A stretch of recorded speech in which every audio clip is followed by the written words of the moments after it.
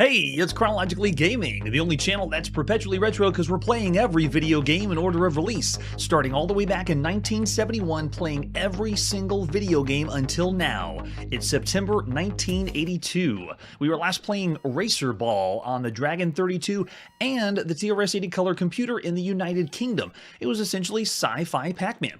Let's see what's next. Our next release is on MS-DOS or PC-DOS or PC Booter, and this is Ramsack. It's a game very obscure, so there's only a few screenshots. We're just going to pop in and play some Ramsack. This is by Albert Savoia, published by Huygen Corporation at sometime in September 1982. So we start off with, do we want color? Yes, we do. We do want color. So we use our cursor keys to move around the screen, press spacebar to destroy bricks, and we have beginner, intermediate, and advanced skill levels. We'll start with beginner for right now. Ready, and go. Oh man, the PC speaker sound. I love it so much. I think they must be randomly generating this one. So I am the gray happy face, which is one of the default ASCII characters on the IBM PC. The enemies are red, and we're essentially playing Pac-Man. At least a variation of Pac-Man. Move around, pick up all the dots, and we can destroy blue blocks. Nice, so you actually have destructible environments if you go across the darker blue blocks, so you can't destroy those. I actually want to try one to be sure. Yeah, so it's only the light blue blocks you can destroy. But it's essentially, it's Pac-Man on a larger scale, like it's not a smaller maze. But what you're seeing here, this one screen is it. That's all we get for the screen. Yeah, I know, you can see the difference between this and the other home computers that are out there. The big ones that are pushing graphics and sound are coming from like the Atari home computer. Oh man, the enemies are speeding up on us. But most of the games we get from the IBM PC are like this. They're using ASCII characters or default character set, and you're meant to use a lot more imagination as you play.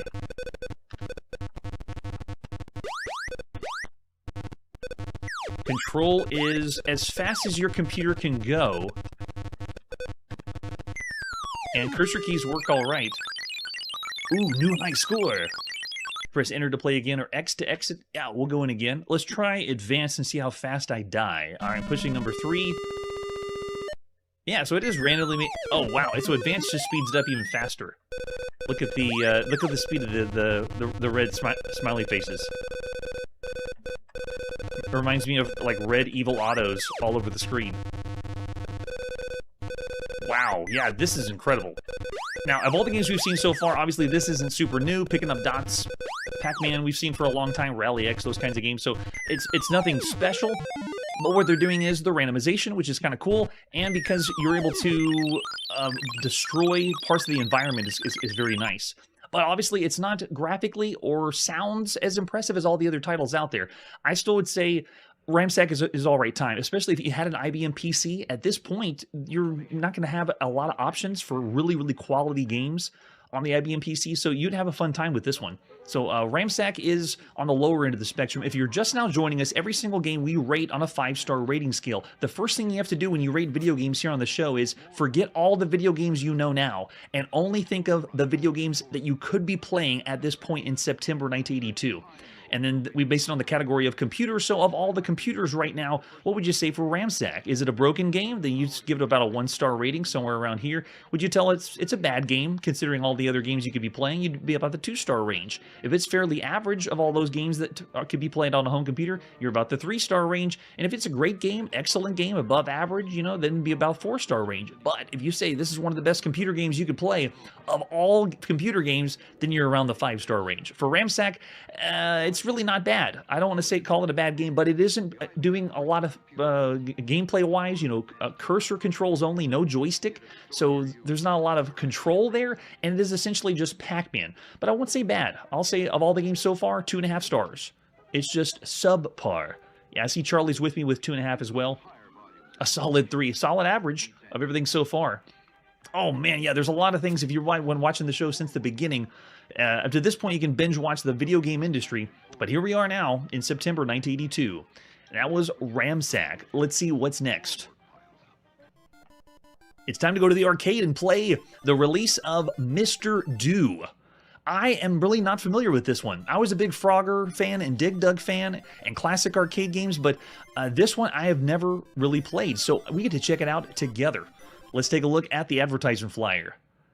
It's time to go to Japan because this one's by Universal. And one of the advertisement flyer is, eating, throwing, or crushing Mr. Do is very active. That doesn't even look like a clown. That looks like an elf on the front of this advertisement flyer. And we also have the alternate one. Yeah, this is the one that would be more popular. Shows the different arcade cabinet types, the upright and the cocktail cabinet. Mr. Do is very active. This marks the 16th game by Universal in the arcade. They were involved with Cosmic Avenger on the ColecoVision, but that was done in-house by Coleco. They just gave them the rights. So majority of Universal's games have been in the arcades. Flip it over the back and it tells us a little bit how to play. Move Mr. Do with a 4-way lever to make paths and eat cherries. Monsters leave their nest and try to attack Mr. Do. Avoid them or kill using the power ball or apples. Press the push button to have Mr. Do throw his magic ball and hit approaching monsters. Or Mr. Do can move the apple and squash the monsters for a higher score. Kinda like Dig Dug. We'll see when we start the game up. When all monsters are out, their nest becomes a piece of cake. Watch out. Mr. Do eats the cake. The extra monsters will get into the scene. However, Mr. Do is awarded with extra monsters are terminated. After all monsters are destroyed or all cherries are eaten, the game proceeds to the next phase. An extra play is awarded. I love advertisement flyers that tell you how to play the game, like the game concept right here. This is going to be sent to the owners of arcade places or places that whoever's going to be buying the arcade cabinet. And so a lot of times it doesn't have a lot of instruction about how the game is played. They just tell you it's going to make a lot of money. Buy this arcade cabinet and you'll make tons of money. But I like it when they tell us how to play. So here's the challenging, rewarding game that you've been waiting for. There you go. That's the marketing mumbo jumbo I would expect. So there's an example of the arcade cabinet for Mr. Do. It looks really similar to the arcade cabinet style that Universal's done. They've just changed a few of the graphics around the CRT. And then you can see at the top, they're making it like a circus-themed game. There's another angle of the arcade cabinet. Very nice. And then if you pop it open, there's the arcade PCB. Looking down on the control panel, we have a 4-way joystick and one button, which is for your power ball. It is 2 players, but it's alternate play. You don't get to play at the same time. I know, right? So before even Dig Dug had a sequel, Mr. Do steps up to the scene next. Yeah, there's our controls. The arcade marquee looks a little bit like that, or depending on what region you are, it could have been this with some instructions on the right side. And then we also have a few different advertisement flyers from different regions, depending on where you got it. And there he is. Doesn't even look like the character you're playing in the game. Mr. Do. Oh, yeah. And we have an operator's manual for Mr. Do, but this has no information about the game concept. Everything we got was from the advertisement flyer. This has the circuitry, the power information, the dip switches, but nothing about the game. So we don't get any help there. There is other versions of Mr. Do. There's a bug-fixed version, the prototype one, the one released by Taito or published by Taito, and then a bootleg version called Mr. Low, and of course the original Universal one. It's time to go to Japan and play in the arcades Mr. Do. This is by Kazutoshi Ueda, published by Universal at sometime in September 1982. Let's do this. Kazutoshi Ueda also did Ladybug that we've already played in the arcades. And I'm going to let the attract mode play while we check out some more of the views. This is telling us how to play the game with the instruction. I love it when attract modes do that. That's how you do it. Yep, breaking down how to use the power ball. And whenever you destroy the enemies with the letters, you're trying to spell the word extra. If you do, then you get an extra life. And then that's how the apple works, just like the rocks in Dig Dug. They obviously were inspired by Dig Dug playing this one. All right, so we have some different views we can check out too. Besides this one, there is the artwork that's around almost the arcade cabinet that you can see. Has a lot of the cherries. You can see the artwork. That one looks more like Mr. Do, the freaky looking clown on the side there. And then we also have, if you played the Taito one, they use this brick design around the CRT, and they have an instruction panel right here, but the instruction panel, it's really hard to see. You'd have to zoom in on your screen. And I'm with Nolan Bushnell. Every arcade game that comes out shouldn't really have instructions. You should be able to put a coin in, put your hand on the joystick, and then go without instruction. And then we also have the upright. This one is the one that is the classic Universal one, and what I've been told, what you would have seen around the Japanese arcade CRT when you played Mr. Do. Colorful, reminds you of the circus because you'll be playing as a clown. And then we also have, yeah, the cropped one here. So I want to actually do the this one and zoom it in. Yeah, there we go. With creepy looking characters on the outside. That's the way to do it.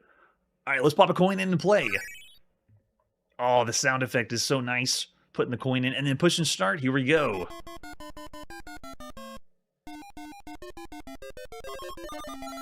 Excellent. Constant music and sound effects when you play. Very, very nice. Got the first smash of the apple. If you're familiar with Dig Dug, the mechanic of dropping the apple is just like the rock. Can you get the enemies to be trapped? But if you pick up all of the cherries, then you'll move on to the next level or round. Wow, it plays great. It plays just like Dig Dug.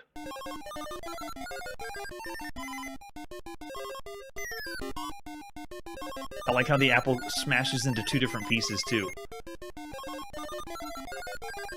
Play control works great for the 4-way joystick. You don't need any more than that. And then we got our first enemy. We got to smash him with the magic ball. Yes, we got the E. And let's see if we can lead these guys down here. I haven't seen anybody warp around. Oh, yeah. Cool. And they also have given us, not only are we picking up cherries, but in the middle of the screen, they have different foods to pick up. I think I saw crackers. And we got a myriad of different levels to play. It's an improvement on Dig Dug all the way. It essentially feels like I'm playing the Dig Dug sequel right here. All right, there's a T in extra. Oh, but my Super Ball doesn't recharge so fast. One of the enemies got in the way. You can see down at the bottom our number of lives. Man. I did not grow up with this arcade or play this in the arcade. I played Dig Dug so much, and this one, it feels like they're improving Dig Dug all over the place. Like you have a power-up, you know, the Super Ball to fire off, and then you also have the same apple trick that you did before, but now you have different levels. You have the way to make an extra life by picking up the letters. And then we get a cutscene. Wait a second, who's that? It's Mr. Do the Clown, and then that dragon looks really familiar, but I'm talking from a gamer that is more familiar with modern retro games. If it was only September 1982, the dragon means nothing. Alright, we have one that's coming at us. And then they slowed down. Let's see. Oh yeah, they all spawn in the center of the screen. So if you stay away from the center, you'll be alright. And I believe I saw... Is that ice cream you can pick up?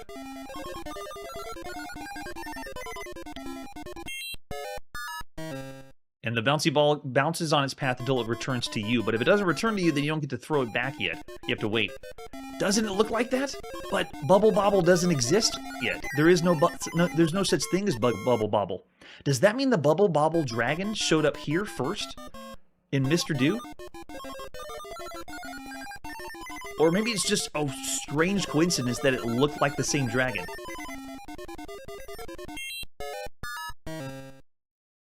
Yeah, I'm very distracted now because I'm confused why that dragon looks so much like Bubble Bobble.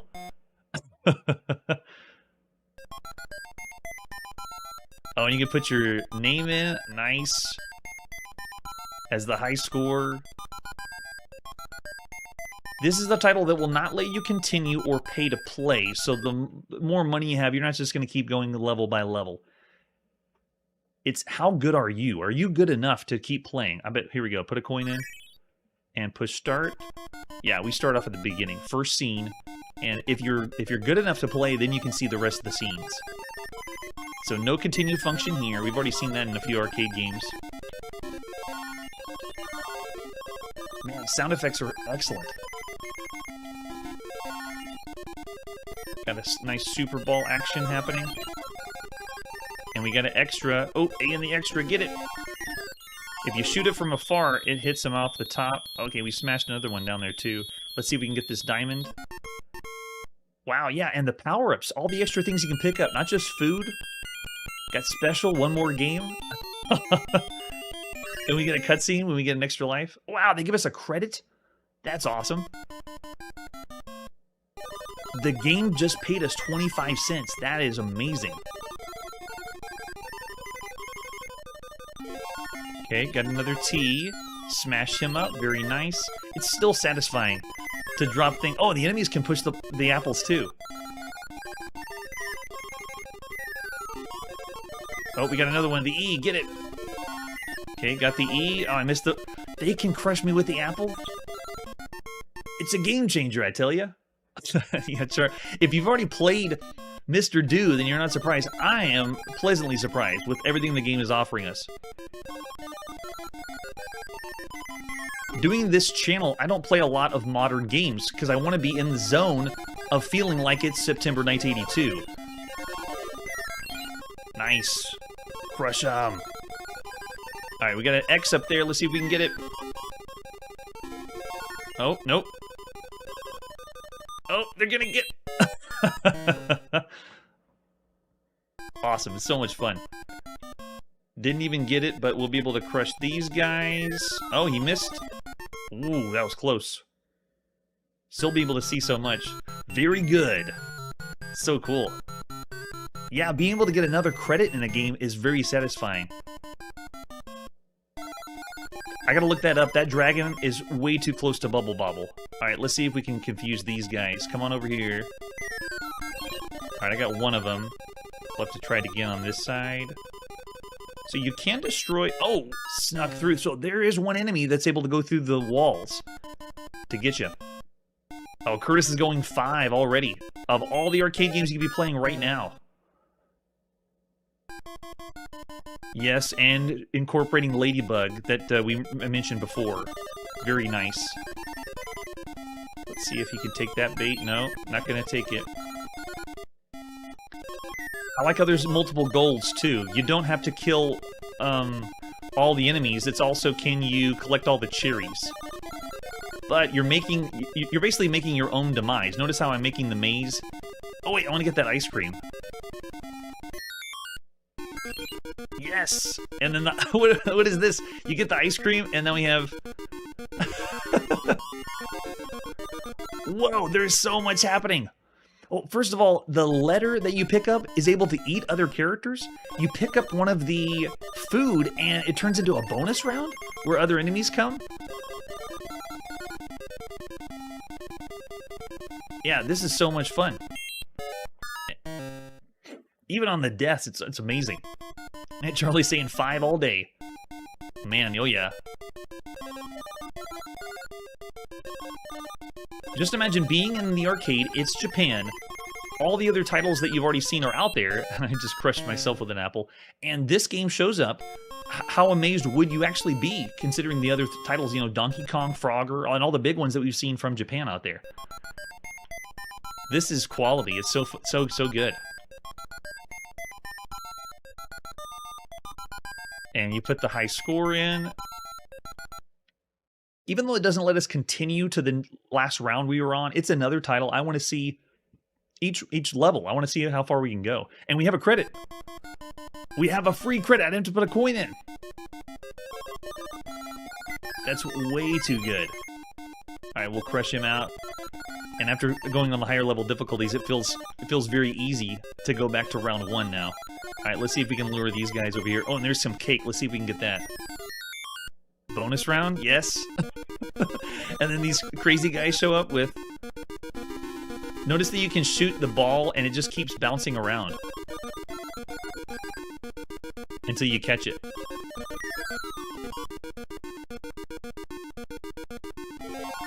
Got it. Oh, and it adds extra apples to the level. Nice. So the guy on the left, when he was making that tile change, he was going to be able to warp through walls. So the enemies do that, like they do in Dig Dug. They don't just follow you in the maze the entire time. Hey, welcome Raiders! We're playing every video game in order of release, and this is Mr. Do, because it's September 1982. First time we've seen this arcade game, or any arcade game that's tried to rip off Dig Dug since we've seen it. So this style of game is like an arcade game. We refer to it as digging arcade games. And some of the first ones we saw were Robbie Roto. Oh, there's our diamond. Get the extra... I can get extra credit again? Oh, they bushwhacked me before I could grab it. So we saw Robbie Roto by Bally Midway in the arcades in 1981, and then we also saw Borderline, or it was also called Star Raker, by Sega in the arcades in 1981. That one was the one with the Jeep that had one of the stages you could traverse through the grass, or dig through the grass. And then, of course, we saw Dig Dug in April 1982, and so another one that came out in April 1982 was The Pit by Century that had digging. There's not a whole lot of digging games, but besides those, there's also the ones on home computers like Gold Rush or a game called Miner, and they were very slow on home computers. The ones in the arcades are the really, really fun digger games. Oh, wow. Barely made it. Oh yeah, we're going to see lots of ports of this one too. So this digging style game, like Dig Dug style game, there's not a ton of them out there. Those are all the ones we've seen so far here on the show. It's still fresh, it's still fun. This one's just so polished. It has so much to it. Oh man, he's on a course to go right after me. I love the fact that you can get an extra continue or an extra credit. Not a continue if you get that diamond on the screen. Alright, let's see if we... Oh, that one's warping through. He's not... Yep, gotta wipe him out. And then we gotta make our way over on this side. So it's getting progressively more difficult, especially if they can warp through the walls. I like how they change the way they look before they warp, too. Once you get all the cherries, you move to the next level, or if you beat up all the bad guys, you move to the next level. If you beat up all the bad guys. I say just make a beeline for the cherries. And you can slow them down, too. I know they can push the apples, but you can put it in their way, and it slows them down to push across. And we also have different level design. Amazing. And also bear in mind that we've seen Dig Dug. This is so new and fresh that there's been no ports of Dig Dug on anything else. And of course, there's no sequel for Dig Dug either. Oh man, how did it miss? The timing was off. And if you pick up that hamburger in the middle, then it starts... Man, the music too. It starts to the bonus round. So much fun. Yes, Manly, as good as Burger Time. Nice shout out. Yeah, this is the Spotlight. This is a fantastic arcade game. I wasn't as familiar with this. I was more familiar with Dig Dug, but I have to agree. After everything we've seen so far, this genre and this gameplay style, I could play this all day. It is so good. 5 stars. Of all the games to play on our arcade, this is top of the top. Cream of the crop. Yeah, Bardo-Man, Punk Rock. I think everyone said 5? I see Don't Eat the Squid said 4.5, but still one of the best arcade games. Obsidian Arcade, 5 too, yeah. Excellent. Way to go. And remember, there's steep competition still. The arcade has some great classic arcade games. This one's still up there. It's fantastic. Master Voltaire says 5 as well. Very nice. Yeah, Mr. Do is where it's at. That is so good. All right, let's see where we're going now in the world of video games. We're now on the TRS-80 color computer, and this is Roman Checkers. So from the arcade in Japan back to North America, let's take a look at the box. Roman Checkers. And don't be fooled, this is not checkers.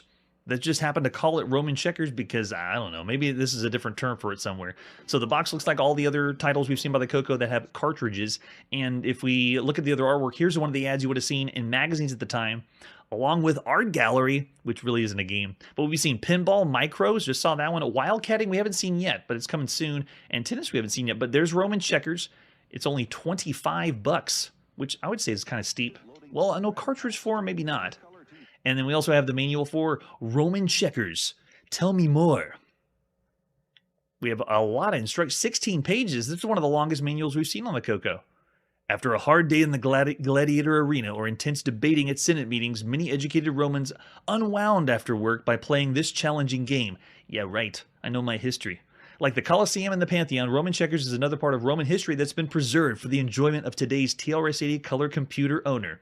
It's played on a standard checkerboard, 64 squares, 8 by 8. The object of the game is outsmart opponents and eventually occupy the most squares with your tokens. They are two-sided. One has an eagle and one has a Roman monument on the other side. You capture your opponent's squares and must trap his tokens between two of your vertical, horizontal, or diagonal straight lines. So, ladies and gentlemen, Roman checkers is Reversi, or Othello. It's another one. It shows us how to load it with our instructions here. We can play with keyboard or joystick.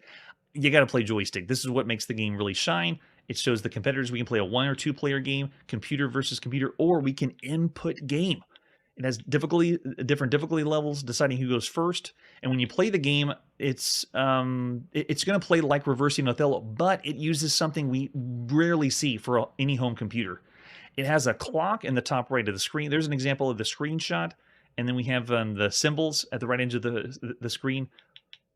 Question mark, arrow left, arrow right. So this is when you want to design your, not necessarily design your own. This comes with a tutorial of how to play Reversi or Othello. And it's giving you hints or helps. Like it tells you things whenever you make a move. Well, before you do it, you might want to try this move, and that's ahead of its time. That's a majority of games we've seen with board games. There's not many that do that. So you can ask the computer for advice concerning your move by pressing C, and then changing up the different skill level. That's why the manual is so long. It has so many different options too. Yeah, if you like it, yeah, computer versus computer is a weird idea. Just watching the computer play against itself. But you know what? We might check it out. All right, so there's how you load. Lots of instructions, not usual for the color computer. All right, it's time to pop in and play Roman Checkers. This is by Al Baker of the Image Producers at sometime in September 1982. So we want keyboard or joystick? We definitely want joystick. Now if you select joystick, the user interface uses the joystick, which sounds bizarre, but most of the computer games, you have to still use the keyboard. I'm able to say how I want to play. So if I want to go to a one-player game, I just go and push the button and then select the skill level. It's all on joystick. It's awesome. All right, so we'll do a beginner game. Who goes first? We'll have the eagle, which is us, go first. And here's where the game shines. This is a point and select game. Look at this, using the analog joystick of the TRS-80 color computer. So as the eagle, I can just go boom and push the button on my joystick. It's fantastic. All right, so let's see if we can get to the corner. Let's try this one. The corners is where it's at for Reversi and Othello. Yep, they're getting us there. Let's try this one on the outside. Okay, looking good there. Let's try this one now. Oh, I should have done the top left. Yeah, now they're going to go farther in the corners. So let's try this one here. And then we have all the symbols or the hints. If you want to say C, like ask the computer what it is, you can do that. And it even has, so it's showing you the commands on the screen, which is a nice touch too. All right, so it does look more like a vulture than an eagle. That's true. All right, so let's go here. They might still get us in the corners. All right, so I'm going to go right here. And that's going to open up. Oh, the next one, I can't get the corner yet. All right, so if you're familiar with Reversi and Othello, this one shines because of the point and select screen. Instead of having to type in a quadrant, you know, a column in a row. That's how most of the Reversi Othello games have done it. All right, so at this point, we played. This is our 21st Reversi or Othello video game. We've played 21 of them. And of all of them out there, one of the very first ones we ever saw was on the Atari in 1979, as called just, you know, Reversi. And then most of the really good ones that used a joystick to control have been on the consoles. Like we've seen the major consoles have it, Reversi or Othello. I'm just terrible because I'm trying to play and talk at the same time. Can we get in there? Even the basic computer is going to tear me apart. Because Othello's been on Atari. It's been Reversi on Intellivision. Reversi 2 was on the Atari home computer too. And then, yeah, I'm probably going to need a tutorial on it to go on this side. Let's try this one. No, we'll have to go here then. I want to be able to get the corners. Yep, they're taking them all back. And then as far as home computers, we also played a game called Renaissance, which was Reversi Othello. So lots of titles out there, but for a home computer, because of this interface, I would say this is the best way to play Reversing Othello on any home computer.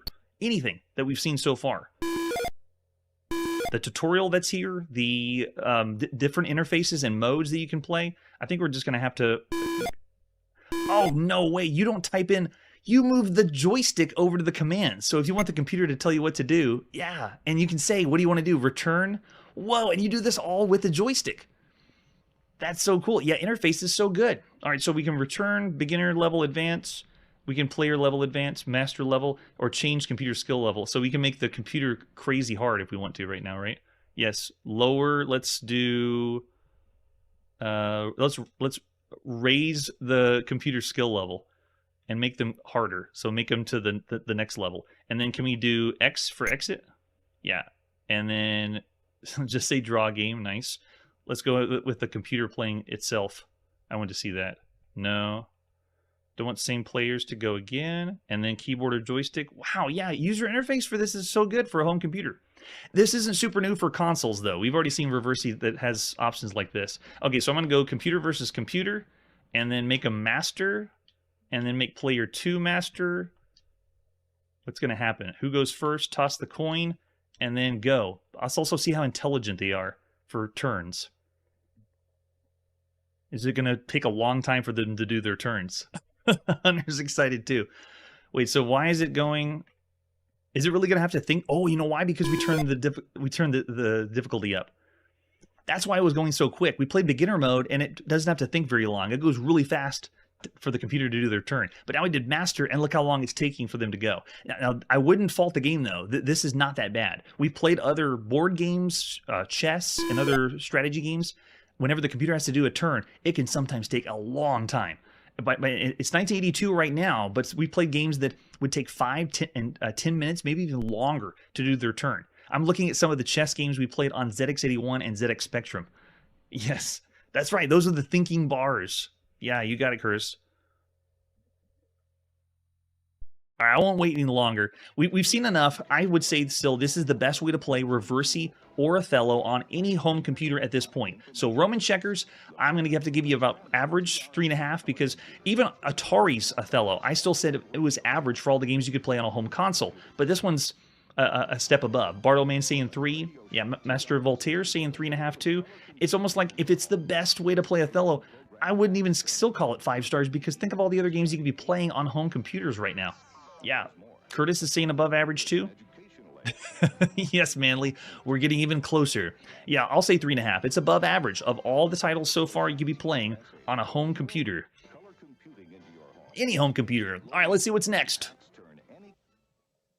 It's time to play on our Atari home computer. This is Saga number 2, Pirate Adventure, or Scott Adams Graphic Adventure number 2, Pirate Adventure. Let's take a look at the box. It's the same title we've already seen. This already came out for the Apple II in September 1982. So this one, we already rated highly. The Pirate Adventure game is essentially the same game we saw by Scott Adams, but now with high-res graphics. Anything can happen when you sit down at a Scott Adams game. Here's the ads you would have seen in magazines at the time. The very first one that we saw was, oh yeah, the Apple II one was May 1982. And so we played the original Pirate Adventure on the TRS-80 in 1978, and then the original on the Atari home computer and MS-DOS in 1981. And here it is. After the Apple II, we get, oh yeah, that's right. We don't need to read the manual. We already read it before. All right, let's pop in and play some Pirate Adventure. This is by Scott Adams, Alexis Adams, and art by Kim McNair at sometime in September 1982. That is the most cream-colored color we've seen on any home computer so far. Avast, you scurvy dogs. I know, $40 is steep. So this version of the game we have already seen on the Apple II. And yeah, we got to flip the disc over to side 2 and go. And this is the 48th time we've seen a Scott Adams classic adventure game. I'm not going to mess with the color because we're not going to be able to get it exactly right. We're going to see like little flashing on the screen. Adjust your TV graphics pack. Very nice. Want to restore a previously saved game? No, we do not. 48 games of Scott Adams classic adventure games. All right, so as usual, they give us the screen telling us what to use for the text parser. You worked over a year on it. Please don't copy or accept a pirated copy. Got it. Welcome to adventure number 2, Pirate Adventure by Alexis and Scott Adams. Remember, you can always ask for help. Help! I'm going to ask now. Help says climb stairs. Hey, it actually gives us help. I'll take it. All right, so what you can do is you can go back and forth between the text only, which looks still kind of like the original text-only adventure game, or you can go to the high-res graphic screen. And the reason it's flickering is because whenever you had this on a screen back in 1982, you were supposed to adjust the color to make sure the artifacting didn't affect anything. But we don't have the ability to adjust our CRT, changing the red, green, and blue. All right, so what do we want to do? We have it tells us we're in a flat in London. Visible items are a flight of stairs, a sign that says bring treasures here. You can say score, bottle of rum, rug, safety stickers, and sack of crackers. So that's what's here. Let's go ahead and get the sack. Okay, we picked up the sack. And then the way this game works, it splits the screen into 2 sections. The top tells you what you're seeing on the screen. The bottom is where all the text parser and stuff happens. All right, so let's go ahead and get sneakers for sneaking. Got it. All right, so can we get the rum? Oh, yes. Now I'm going to test fate here. Can we drink the rum? Drink rum? Yummy. There's a strange sound. I think it's me. Hee. Does that mean I'm drunk already? All right, so let's climb stairs. I'm in an alcove, open window, books in a bookcase, and some exits are down. This would be one of the faults I'd say with this graphic adventure game. It's a pirate adventure game, but you begin in a flat in London, and it takes a while for you to actually do pirating things. So it starts off very, very poorly, considering the other graphic adventure games out there. Yes, we should, Manly. That would be awesome. All right, so we got a strange sound after drinking our rum. After we do that, let's go ahead and get the book that's here.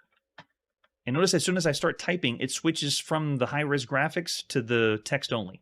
All right, we got a book. There's a strange sound. All right, so that means there's a passage. I don't know if you can see it opened up over on the far right side. All right, so let's go ahead and read the book. The book's in a bad condition, but I can make out the title, Treasure Island. There's a word written in blood on the flyleaf, yo-ho, and a message.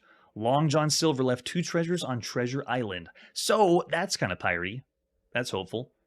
All right, so let's go ahead and go passage, which means we'll go down the secret passage we unlocked by pulling the book. And now we're in the secret passageway. Sweet. Okay, so after we do that, let's go ahead and keep heading east down the passageway. I'm in a musty attic, pirate's duffel bag, unlit torch here, and it says unlight. The other thing I should bring up about this adventure game is this is following the really old school graphic adventure game, or old school text adventure game, where you're supposed to find treasure and then bring it back somewhere. So it's like we're playing something, I'm talking old school, 60s, 70s, video games.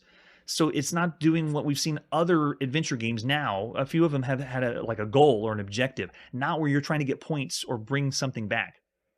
But you have to admit, it was 78 when the original came out, text only. Oh man, I wish he did. We'd eat some. I know it doesn't even feel like a pirate game at this point, right? All right, so after we head east, we're going to go ahead and open our bag up. Something falls out, and it's on the floor. It just made a few pixels over on the side of the screen. All right, so let's get those matches that fell out. Obviously, they're matches. We picked them up, and let's go ahead and get the torch that's here. And that's obviously what it is.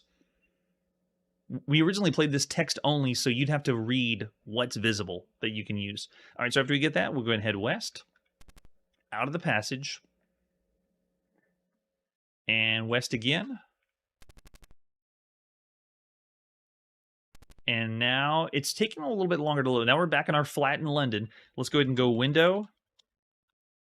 We got what we needed from the secret passage.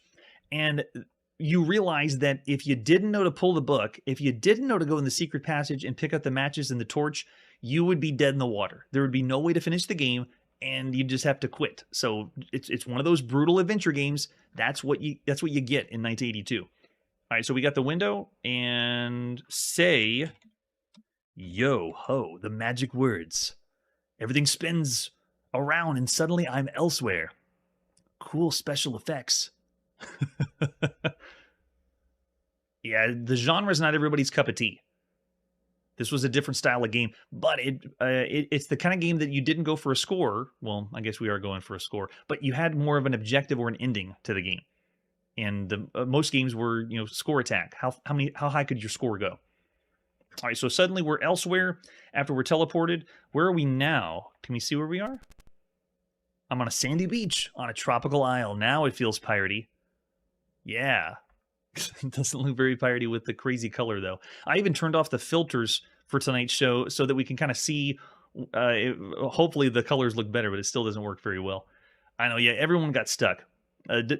Most people were prideful and wanted to say, well, I figured out all the puzzles, or I was able to get through the game. But everybody was stuck. It wasn't about how smart you were. All right, so after that, let's go ahead and go to drop our sneakers on the ground. We don't need to do any sneaking. And drop the book. Don't need the book anymore. Yeah, there you go. I like when you drop the items, it shows up on the screen. That's pretty cool. Okay, so drop our sack too. Don't need that. And the sack shows up as well. Very nice. All right, so after that, let's go ahead and go east. We're in a meadow, and we can see a mongoose and a grass shack. A mongoose? That obviously looks like a mongoose to me. All right, so after that, let's go shack. Hopefully the mongoose doesn't attack us. We're in the grass shack. We see a wicked-looking pirate, a treasure chest, and a parrot. And I'm reading what the next screen is, and then eventually the high-res picture loads after that. Very nice. All right, so we're here inside, and let's... Oh, no! We were supposed to give the rum, but we drank it, right? Oh, it works! We could take a sip of the rum and still give it to him. Cool, the pirate grabs it and scuttles off, chortling. Very nice. And there you go. You can see us solving some of the puzzles of what you would have done in the game. So this is one of the farthest we've gotten in Pirate Adventure so far. We only showcase a little bit of these kind of games because you could be playing for a long time. So that's just a quick taste of what it's like to play a graphic adventure game or pirate adventure. I would say of all the games you could play on a home computer, it's same rating I gave you on the Apple II. This style of game still feels old school. It doesn't feel like we're playing something newer with the based on all the other graphic adventure games that are out there. We've given the other Scott Adams graphic adventures 4 stars, like The Count and the more recent ones. But this one, I would say I'm gonna bump it down to 3.5. It's still good. I'm still seeing average too. We still have text adventure games that are out there, so you could argue it's just average for everything else. But I'll say the same as the Apple II. We saw it so recently. I'll still say it's still above average, 3.5. Neb6 and Uvacor are with me. Very nice.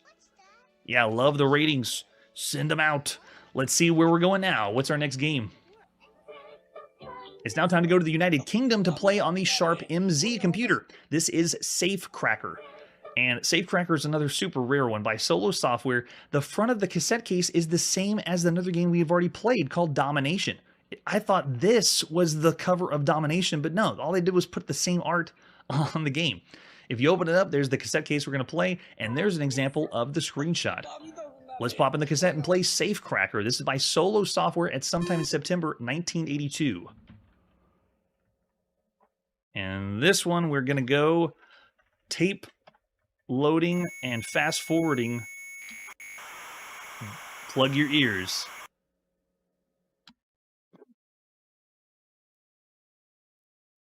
And I'm going to go ahead and do... There we go. Run it. There it is. Safecracker by Solo Software. It's just first try. Easy. Press any key for instructions.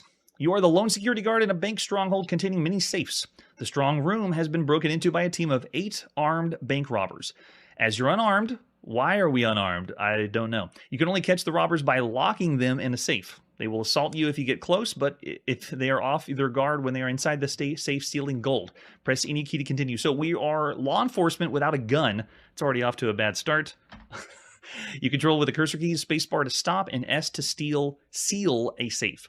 When a robber enters a safe, you'll hear an alarm sound, and you can seal the robber when they're in the safe to send them to jail. I don't know how that works, but that's the way the game works. So we need S to seal them in. I am represented by the same character we've seen on the Sharp MZ, the little white character, and all the guards are the like derpy looking yellow guys out the bottom. As soon as they go inside of a safe, that's when you can block them away, but you don't have any way to attack or shoot them. So if you look down at the bottom of the screen, it's going to count how many times. Let's see if we can knock this guy out. Oh, he already left. He's already stealing our stuff. Making our way to the top. Without a gun, it feels so defenseless, like we're supposed to be able to seal them in without getting into a fight. All right, let's see if we can get him before... There's one that came in.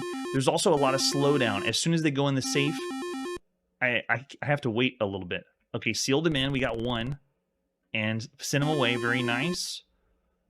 It shows down at the bottom how many safes have been robbed, how many robbers have been caught, and then the assaults is how many you've run into. Because you're supposed to be avoiding them. You're like a mall cop. All right, we'll see if we're able to seal this one up. Got another one. And send them away. We've got to be able to do all 8. So this concept is new. There's nothing that's doing this. It's essentially taking the maze type game, the top-down maze game like Pac-Man, and trying something different.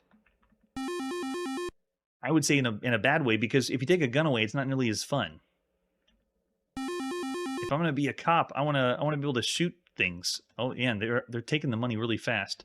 You have to be able to get in there and take them out quickly before they take the money. Where are they going? Now I'm wondering what's up with the artificial intelligence. Look what's happening. They're just randomly moving around now. I can't tell where they're heading. No, watch what happens if I try to attack them or force an assault on them. That's all it does. It sends you back to the center and then adds your assault counter up by 1. Which is right over there by my shoulder. All right, we'll try to avoid... And you have to wait for them to go in the safe. So it's a different concept, but it really doesn't work so well. There's a title we played on the Atari VCS that I thought was great called Maze Craze, where you get to play the part as the robber, another one of your friends could play the part as the cop, and you end up chasing each other around. And that one works. That's a game style that would work. The way this is played from the top-down view is similar to some other Commodore VIC-20 games we played, where you have to steal bars of gold or move around in a maze, but this one's even more simplified than that. Let's seal this one up. Yeah, I don't know if I can finish it up. And now they're just randomly going wherever they want to go. I don't think there's any rhyme or reason to it. It does make a little sound effect whenever they're going in a bank. Let's see if we can... Oh, man, no, they got out way too fast. I couldn't take them out. So I can just sit... Let's sit here and wait. I think they're all going to be taken out. At this point, you could call this game strategy. Oh, see? But it's a stretch. There's better strategy titles of how you're supposed to move your character around. Plus, we played some smoother games on the Sharp MZ series of computers and home computers. This one's tile-based and just runs too slow. Yep, they're all robbed. And there's our score at the end. Do you want to know a new mission? No. No, we don't. Oh man, Nev6, great shout out. That's a good point. So that was Safe Cracker. Of all the games you could be playing on a home computer, I would say it's subpar, slower than average. Yeah, I'm even saying, yeah, I see some bad scores out there.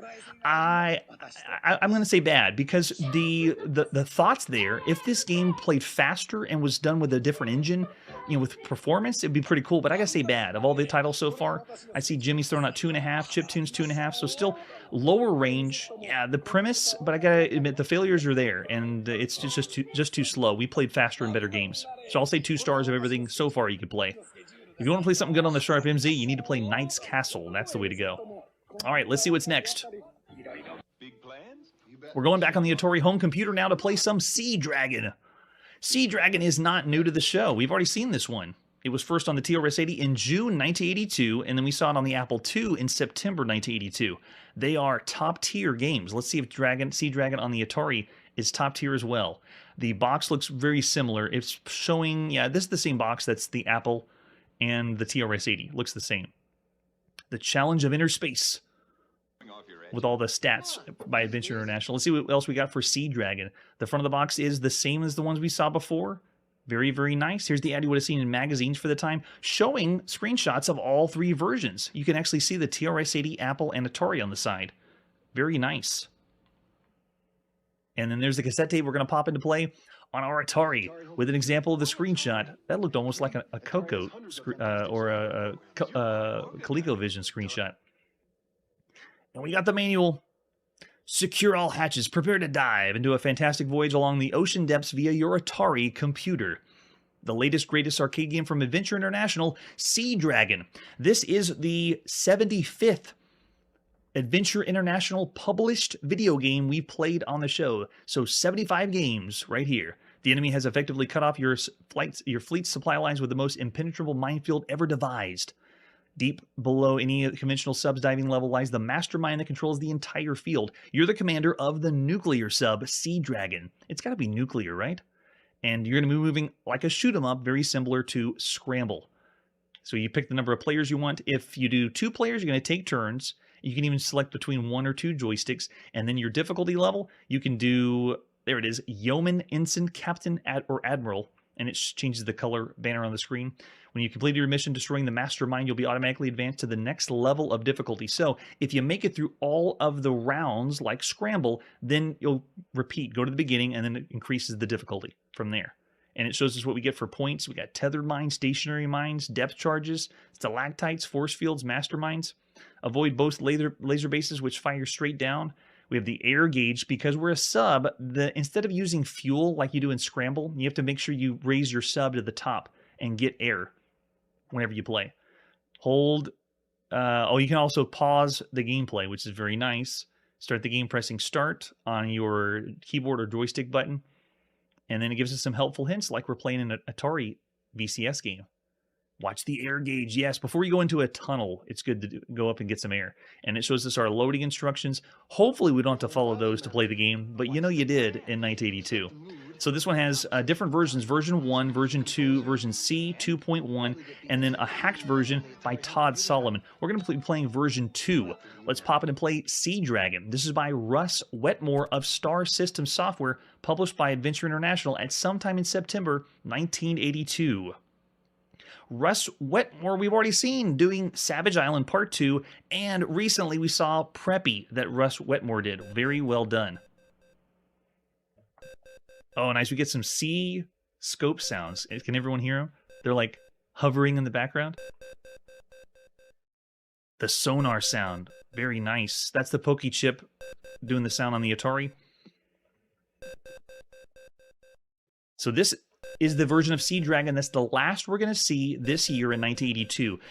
Later, we're going to see the Commodore 64 version, the MS-DOS version, and then the TRS-80 color computer version.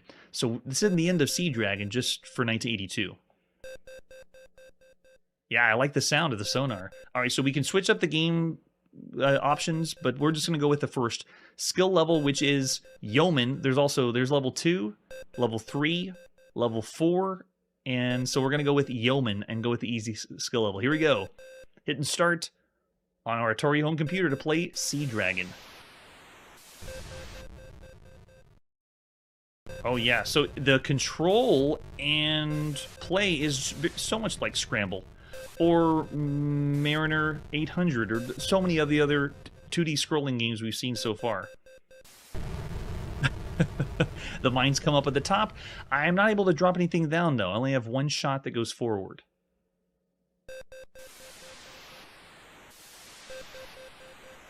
All right, we're going to play it a little bit higher to the top. I'm going to stay low and blow everything up here. There we go. Yep, Sea Dragon. The firepower of the other versions was a lot greater than this. This one feels a little slower than the other ones, but not by much. Sound effects are still good, though. Go down and take... Oh, we try to take them out. Not going to happen. Yeah, still no bombs. We had another one we were playing that it took a while to figure out how to get the bombs to work. But this is great. Adventure International, the Sea Dragon series is top-tier computer video games of ones you could be seeing right now. because it's not just going to the left to right and shooting something, it's seeing what the next level is. How far can you get? It's not only a score attack, it's let's see how far we can get to the far of the right side of the screen. Okay, I think we're good there. And you can see my air gauge at the bottom. If you don't go to the top, or you take a long time to go to the top, then your air is going to run out. It's doing what Fuel did in Scramble, and it's kind of like your time limit, too. Get some air at the top. Very nice.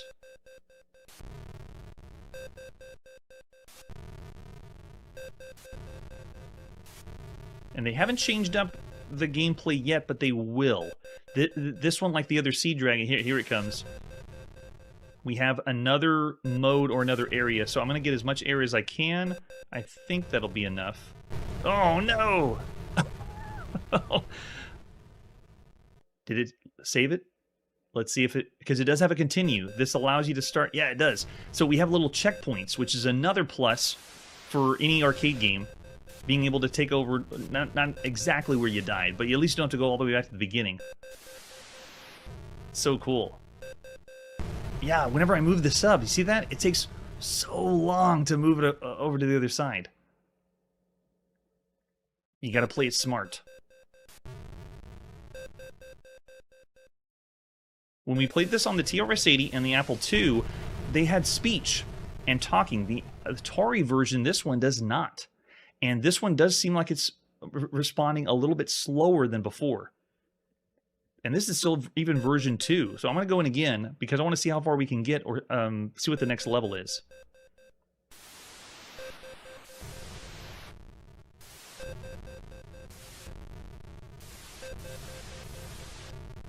Horizontal scrolling shoot 'em ups are still really fun.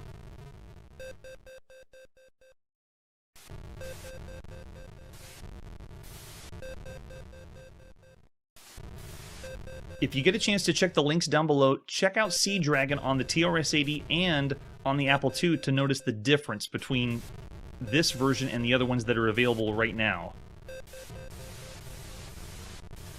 Can we get past? Nice. There we go. I also noticed that the game speeds up just a little bit whenever I clear away the mines from the screen. We essentially don't need to play as a sub.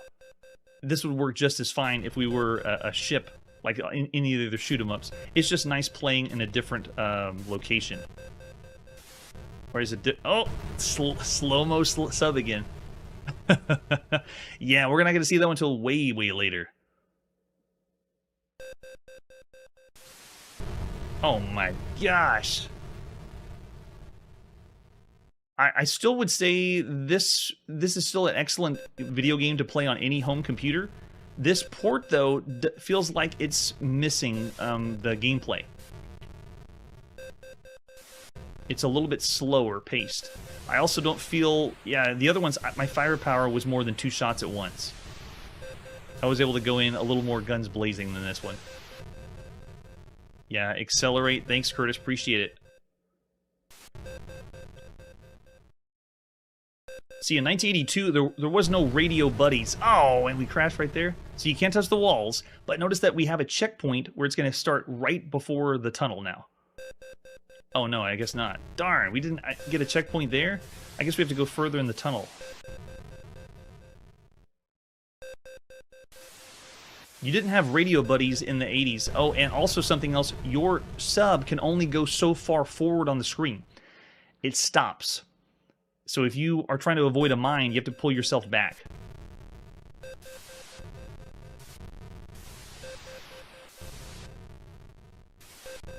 Where's the limit? Here, watch. I'm moving forward, and then boom. You can't go any farther past the halfway mark of the screen. Alright, I'm going to come up here and get me some air, and then I think also the mines come up at random times, too.